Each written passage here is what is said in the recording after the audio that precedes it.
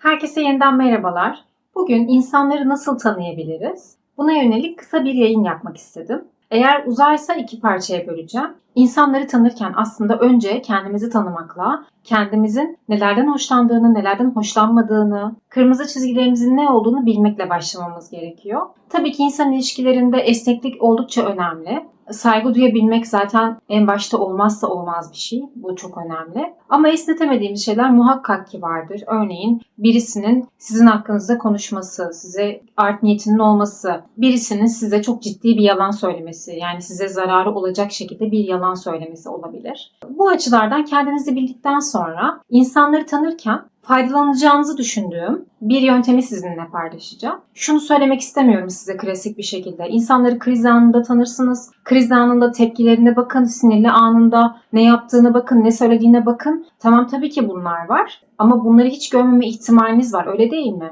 Yani diyelim ki siz birisiyle evlilik yolundasınız. Evlenene kadar bu kişiyle herhangi bir kriz anına denk gelmiyorsanız, bu kişinin herhangi bir sinirli anını, gergin anını göremediyseniz, o zaman nasıl tanıyacaksınız bu insanı? Demek ki başka yerlerden çıkarıma gitmeniz gerekecek. Aslında benim burada bahsedeceğim konu yakın ilişkilerle ilgili olacak. Yani evleneceğiniz kişi olur, arkadaşlık kuracağınız kişi olur, sık sık görüştüğünüz kişiler olur, birlikte iş yaptığınız kişiler olur. Ben sadece size anahtarı vereceğim. Siz o kilidi açıp içeride ne var bakacaksınız. İlk maddemiz, duygularınız her ne olursa olsun, yani o kişiye karşı çok yoğun bir duygu hissediyor olsanız bile, bu hoşlantı olabilir, aşık olmak olabilir, her neyse. Mantığınızı devre dışı bırakmayacaksınız arkadaşlar. Mantık her zaman olacak. Bunu neden söylüyorum? Gözlem yapabilmek için. Şimdi siz mantığı devreden çıkardığınız zaman, tamamen duygu odaklı hareket ettiğiniz zaman görmeniz gereken bazı şeyleri göremeyeceksiniz. Bazı sinyalleri alamayacaksınız. O yüzden bu noktada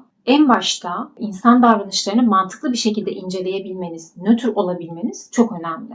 Oraya duygu karıştığı zaman sevgi olur, nefret olur hiç fark etmez. Sizi yönlendirebilir. Sizin yanlış çıkarımlara varmanıza neden olabilir. O nedenle biz mantık odaklı ilerleyerek başlayacağız. Böyle ilerleyince ne olacak? Diyelim ki siz yeni biriyle tanıştınız. Bu kişiyle sık sık görüşüyorsunuz. Hatta aranızda bir hoşlantı da olabilir. Burada tamamen duygu, yani o kişiyi beğenme odaklı gittiğiniz zaman bazı şeyleri göremeyebilirsiniz arkadaşlar. Bu bence birçoğumuzun başına gelmiştir. Özellikle belirli kırmızı çizgileriniz varsa o konulara yönelik gözlem kabiliyetinizi maksimum düzeyde kullanmayı öneriyorum. Neden gözlemliyorum? Siz karşı tarafı tabii ki de sorun, tanımaya çalışın. Nelerden hoşlanırsın, ne yaparsın, şöyle bir durumda ne yaparsın değil. Bunu sorun. Ama karşı taraf istediği zaman, istediği koşulda, istediği şekilde size rol yapacaklar arkadaşlar. İstesin yeter ki.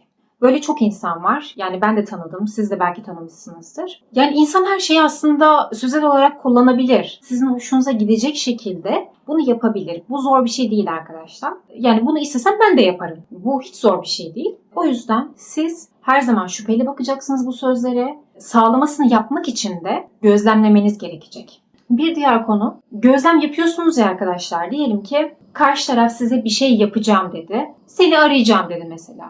Ama aramadı, değil mi? Sizden ricam bu noktada, bu kişiyle yeni tanışıyorsanız, bu kişiyi çok fazla tanımıyorsanız hiçbir şey söylememeniz. Yani beni neden aramadın, beni aramanı bekledim gibi şeyler söylememeniz. Bunu neden söylüyorum?